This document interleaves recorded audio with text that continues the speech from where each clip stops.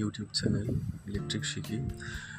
তো আজকে আমরা একটা জিনিস শিখবো, সেটা হচ্ছে একটা বাড়িতে গিয়ে দেখলাম ফ্রিজে শক খেয়েছে, বডি হচ্ছে। তো সর্বপ্রথম আমি বোর্ডটা চেক করে দেখলাম ওখানে বডি আর্থ করা নেই। তো আমি সঙ্গে সঙ্গে একটা 4 ফুটের বডি আর্থ বাজার থেকে কিনে নিয়ে আসলাম এবং ওতে 1 mm এর ফিনোলেক্সের তার কিনে নিলাম, যতটা লাগবে আমার, এবং কানেকশানটা করে নিলাম। আর আপনি 1 mm এর ফিনোলেক্স, পলিক্যাব আর যে কোনো তার আপনি নিতে পারেন, সমস্যা নেই।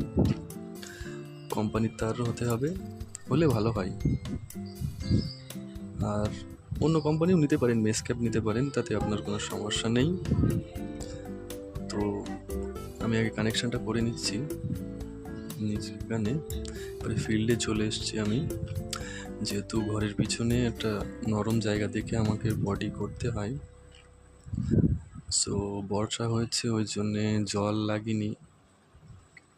তো আমার একটা মাটি দেখে নরম বডি আর্টটা পুঁতছি, এবং দেখুন এটা ইজিলিভাবে আমি এটা করতে সক্ষম হচ্ছি। এবং এই বডি আর্থ খুবই ইম্পর্টেন্ট জিনিস। যে কোনো বডি আর্থ আপনার মোটরের ক্ষেত্রে, ফ্রিজের ক্ষেত্রে, এসির ক্ষেত্রে আপনার সমস্ত জিনিসকে সেভ করবে এবং কারেন্টের শক ঝাড়া থেকে আপনার সেভ করবে, মানে আপনাকে কারেন্ট লাগতে দেবে না গায়ে। এবং এই বডি আর্থের জন্য আপনার জিনিসপত্র সমস্ত কিছু সেভ থাকবে। এবং আমার বডি আর্থের কাজ কমপ্লিট। আমি এখন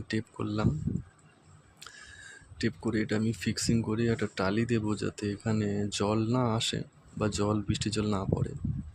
এরপরে আমি পুরনো বোর্ডটা চেঞ্জ করে কালো যে বডির তারটা, ওইটা আমি নতুন বোর্ডে নিয়ে এসেছি। এবং এই যে কালো বডির তারটা আমার 3 পিনের একদম মাথায় এই জায়গাটাই লাগবে।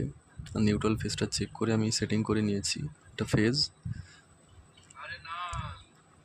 এবারে আমি ফেজটা ডান দিকে দেখবো, সবসময় ফেজ 5 পিনের ডান দিকে থাকবে, সুইচ দিলে যাতে ডান দিকে ফেজ থাকে। এরপর আমি ফ্রিজের কর্ডটা ওই ফেজে গুঁজে দিলাম, মানে বোর্ডেরটাই কানেকশান করে দিলাম। এরপরে আমি চেক করব বডি আছে কি নেই। দেখুন ফ্রেন্ডস, এখন কিন্তু আর বডি বা শক টক কিছুই লাগবে না, বা বডিও শো করবে না, আপনি হাত দিলেও আর শক করবে না। এটাই হচ্ছে আপনার বডির উপকারিতা।